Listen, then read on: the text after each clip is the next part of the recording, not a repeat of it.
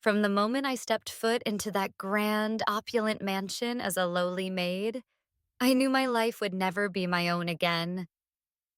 The house was a labyrinth of secrets and shadows, ruled by the icy gaze of its mistress-to-be, Miss Evelyn, the fiancée of Mr. Michael Davis.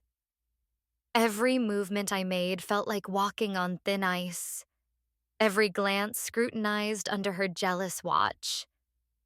She saw enemies everywhere, but none more so than in me. It didn't matter that I kept my head down, scrubbing floors and dusting shelves with unwavering diligence. She still found fault in everything I did. One fateful afternoon, while serving tea in the parlor, our eyes met briefly across the room. Or at least that's what she accused me of. Staring. "How dare you look at him?" she hissed, her voice sharp enough to cut glass. Before I could even stammer an apology, she lunged toward me, grabbing the collar of my uniform. Her hands trembled with rage as she spat accusations about my supposed insolence. And then her eyes fell upon the cross pendant hanging delicately around my neck, the only memento left by my late grandfather. "This is absurd," she shrieked, pointing at the shimmering crucifix. "You're flaunting it to provoke me, aren't you? Who do you think you are?" I tried to explain it wasn't meant to draw attention, but words failed me. In that moment, fear gripped my heart as I realized how precarious my position truly was. Just when I thought she might strike me, the door creaked open, and Mr. Davis appeared. His calm presence diffused the tension, though not without leaving behind a lingering sense of dread. Little did I know this incident was merely the beginning of a storm that would soon engulf us all. The cross pendant around my neck was more than just a piece of jewelry. It was the last tangible connection I had to my family, the only relic that tied me to a life I could barely remember. My grandfather, before he passed away, placed it gently into my hands and said, "Rose, this will always guide you back to where you belong." Those words became my anchor in moments of despair, especially now as I stood trapped within the suffocating walls of the mansion. The cross wasn't merely an heirloom, it carried the weight of my faith, my hope, and the memories of a home long lost. To lose it would be like severing the final thread connecting me to who I truly was. One fateful morning, while dusting the grand piano in the drawing room, disaster struck.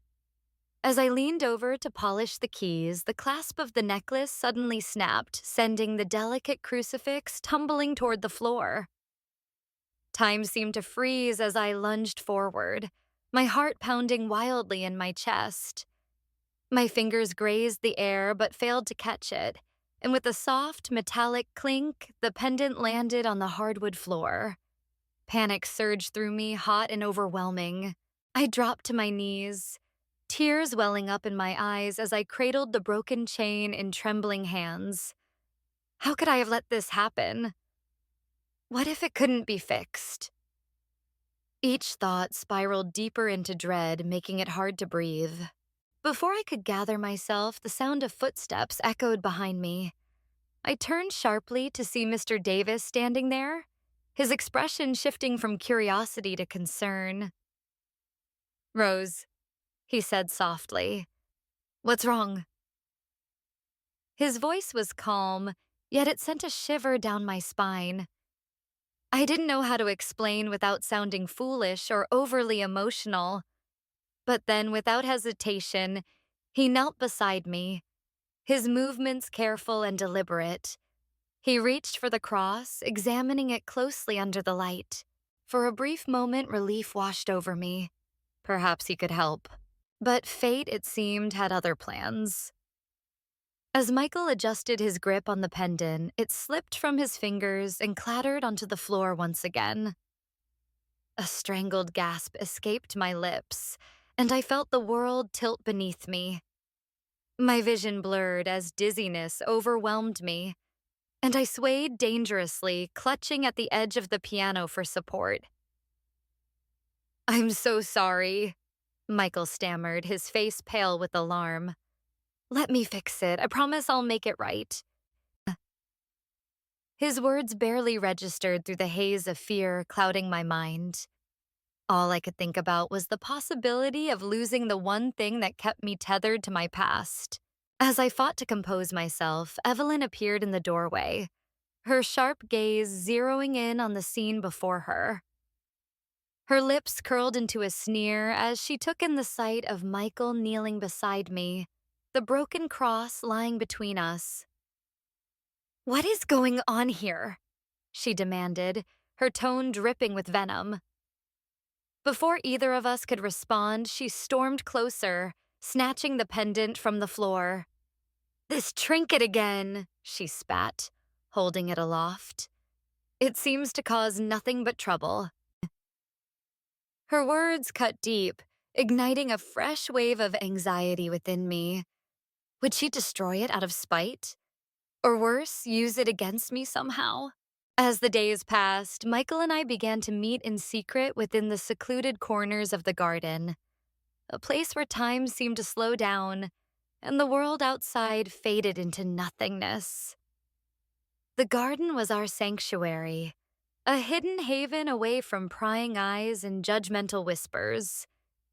Yet even amidst its beauty, danger lurked around every corner. We were constantly on edge, glancing over our shoulders to ensure no one had followed us or caught wind of our forbidden meetings. The servants, especially the ever-watchful butler, Mr. Grayson, made it their business to observe everything that happened under this roof. Their loyalty lay not with me, a lowly maid, but with Evelyn, the woman who once wore the title of Michael's fiancée. One evening, as twilight painted the sky in hues of orange and purple, Michael led me deeper into the garden than we'd ever ventured before. He spoke softly about how much he admired my resilience, my quiet strength, and the way I carried myself despite the hardships life had thrown at me. His words warmed my heart, yet they also pierced it with guilt. How could someone like him, a man of wealth and privilege, truly see anything worthwhile in someone like me? A mere servant born into poverty with nothing to offer but broken dreams and a tarnished past. I tried to push these thoughts aside, focusing instead on the rare moments of joy his presence brought me. But the shadow of doubt lingered, whispering cruel truths I couldn't ignore. Our stolen moments together became both a blessing and a curse.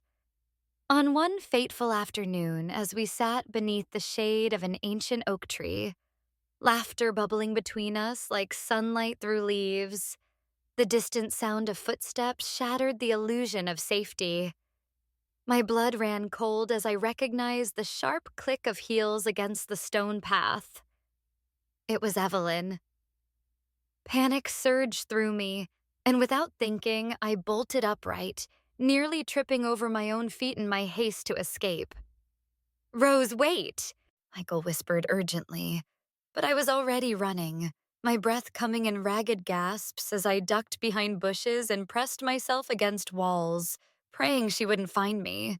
I managed to slip back inside unnoticed, though my heart hammered so loudly I feared everyone in the mansion could hear it. That night, as I lay awake in my tiny attic room, shame washed over me.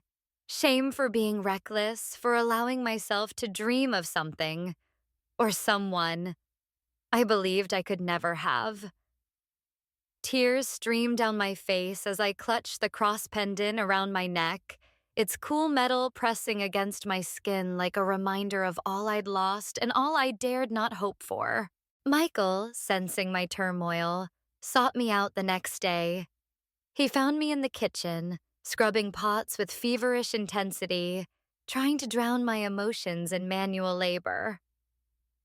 "Rose," he said gently, placing a hand on my shoulder. I flinched at his touch, unable to meet his gaze. "You don't have to keep pushing me away. I'm here because I care about you." His voice was soft but firm, filled with sincerity that broke what little resolve I had left. Still, I shook my head, tears spilling onto my cheeks. You deserve better, I choked out. Someone worthy of your station, someone who isn't me. His expression darkened, frustration mingling with affection. Stop saying that, he insisted. You're more than your circumstances, Rose. Don't let anyone, including yourself, convince you otherwise. Though his words offered comfort, they couldn't erase the chasm of inequality that loomed between us. Determined to bridge that gap, Michael decided to end things with Evelyn once and for all. What followed was a storm unlike any I'd witnessed before. When Evelyn learned of his decision, her fury knew no bounds. She stormed into the drawing room, her face flushed with rage, and unleashed a tirade of accusations. How dare you throw away everything we've built for her? She screamed, pointing a trembling finger at me when I entered the room unexpectedly. She's nothing but a scheming little maid. Do you honestly think she loves you, or is she just after your money? The accusation stung, not because it was true, but because it forced me to confront the painful reality of our situation. Michael stood his ground, his voice steady despite the chaos.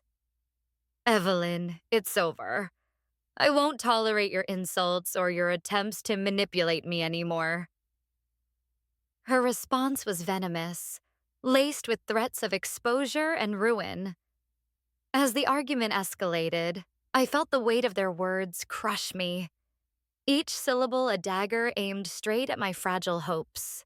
Evelyn's desperation reached a fever pitch when she realized Michael was serious about ending their engagement. Cornering him in the library one evening, her voice trembled with both rage and desperation. If you leave me, I'll expose everything. The maid, your little rendezvous in the garden, all of it. Her threat hung heavy in the air, sharp as a blade. She knew how scandal could ruin reputations, especially for someone like Michael who valued his standing in society. But what made her truly venomous was her attempt to manipulate Rose directly. Late one night, she summoned me to her chambers under the pretense of needing help with her wardrobe. Once we were alone, she slid an envelope across the table, a thick stack of cash that caught the dim light. Take this, she sneered, and disappear from his life. You're nothing but a distraction, a pawn in a game you don't even understand. My hands clenched into fists at my sides, nails digging into my palms. I'd rather die than betray him, or myself. I shot back, my voice steady despite the storm inside me. With that, I turned on my heel and walked out, leaving the money untouched. Evelyn's face twisted in fury, but I refused to let fear dictate my choices. The fragile peace I had found in Michael's presence shattered one fateful morning when he pulled me aside in the garden. His expression was unreadable, his voice strained as he spoke words that felt like daggers to my heart. Rose, he began hesitantly, I've decided it's time for me to move forward, with someone else. The world around me seemed to freeze, every sound muffled, every color drained from sight. My knees buckled beneath me, but somehow I managed to stay upright, clutching at the cross pendant around my neck as if it could anchor me to reality. In the days that followed, despair consumed me entirely. Food turned to ash in my mouth, even water tasted bitter. Every chore became an insurmountable task, each movement sluggish and devoid of purpose. The once familiar halls of the mansion now felt suffocating, their grandeur mocking my misery. Mr. Grayson, the ever-watchful butler, noticed my decline immediately. He confronted me in the kitchen one afternoon, his tone sharp with disapproval. If you can't perform your duties properly, perhaps it's best you leave this house altogether, he snapped, his eyes gleaming with disdain. I wanted to defend myself, to explain the depths of pain Michael's betrayal had inflicted upon me, but no words came.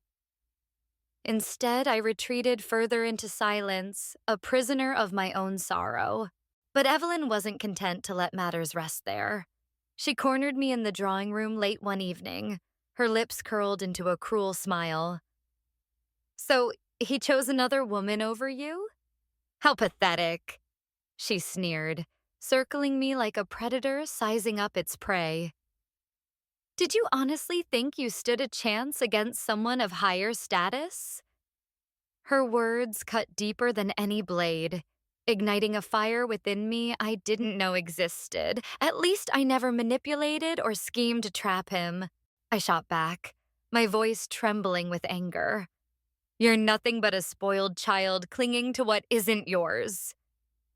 The argument escalated quickly, both of us hurling accusations laced with venom until we were nearly screaming.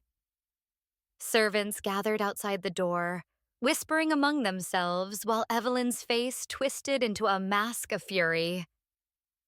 "You'll regret crossing me," she hissed before storming out, leaving behind a trail of tension so thick it choked the air. That night, disaster struck again. A rumor spread through the mansion like wildfire. Someone claimed they'd seen me trying to seduce Michael in exchange for social advancement. The accusation came directly from Mr. Grayson, who stood loyally by Evelyn's side. At dinner, he publicly accused me in front of everyone, his voice booming with authority.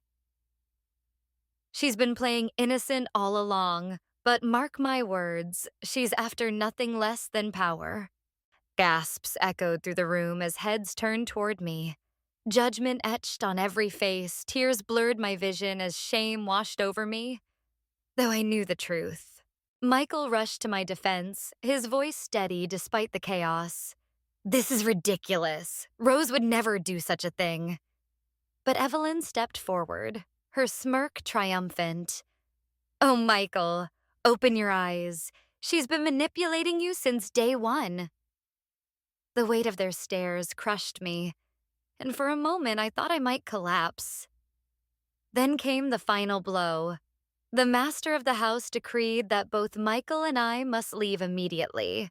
Humiliation burned in my chest as servants whispered behind our backs, their pity mingling with scorn.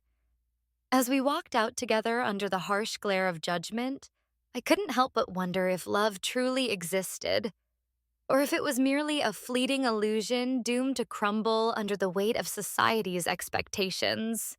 After the chaos of our expulsion from the mansion, Michael found me sitting alone on a bench in the nearby park, tears streaming down my face as I clutched the cross pendant that had caused so much turmoil. He approached hesitantly, his own eyes filled with sorrow and determination.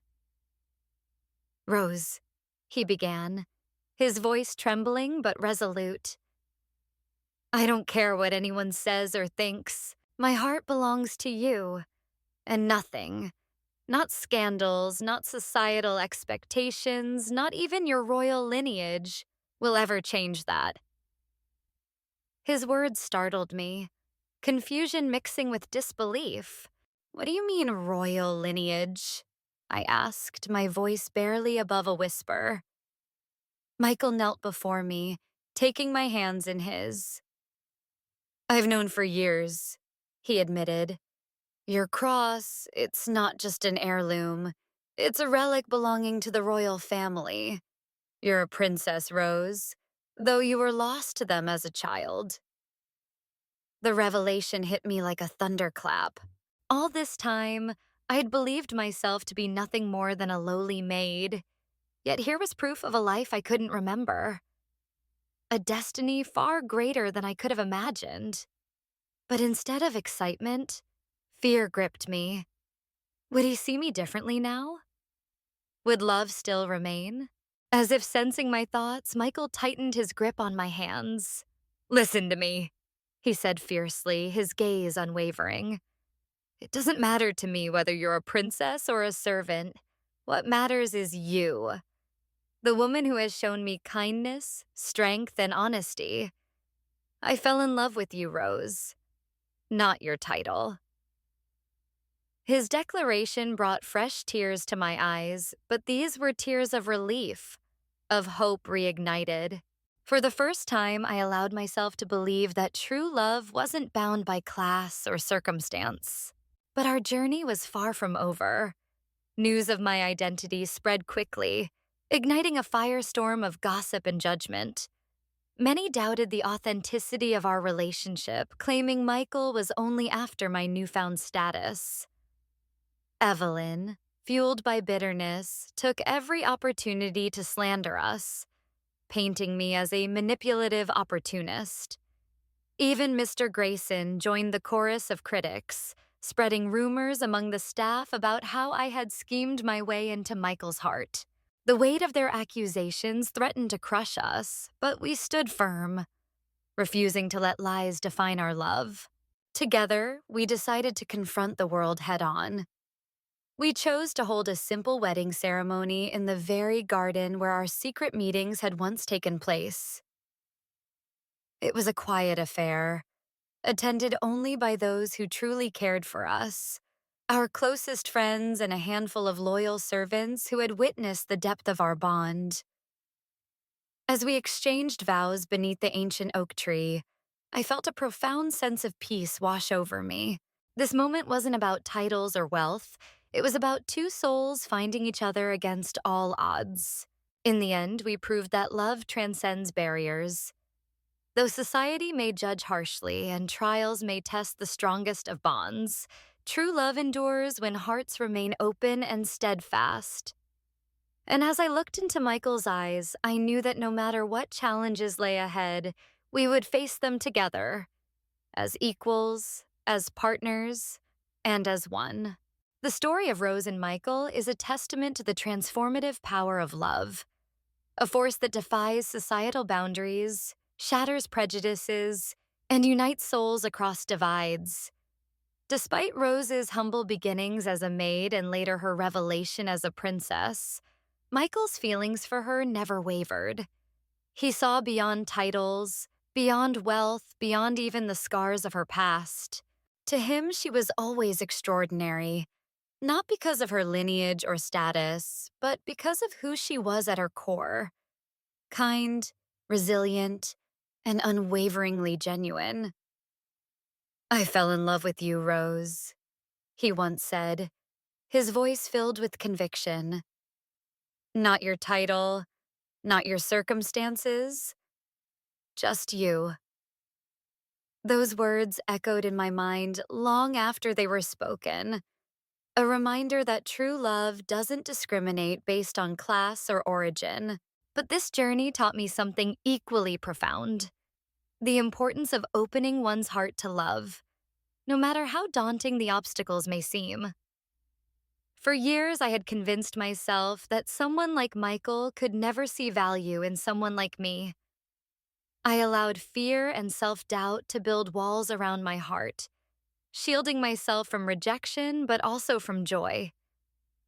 Yet, through every trial, the accusations, the betrayals, the cruel judgments, I learned that love demands vulnerability. It asks us to believe in ourselves enough to trust another, to hope when hope feels impossible. When Michael looked at me, he didn't see a servant or a princess. He saw a woman worthy of love, flaws and all. And in his gaze, I found courage to stop underestimating myself, to embrace my worth, and to let love into my life. Their bond proved that while society often tries to dictate whom we should love, the heart knows its own truth. Love isn't confined by palaces or poverty. It thrives where there is honesty, respect, and mutual devotion. As Rose stood beside Michael, hand in hand, she realized that everyone deserves a chance at happiness. And sometimes, all it takes is the willingness to open your heart. Some people leave scars, others leave lessons. Burn and reborn stories that break you, then rebuild you.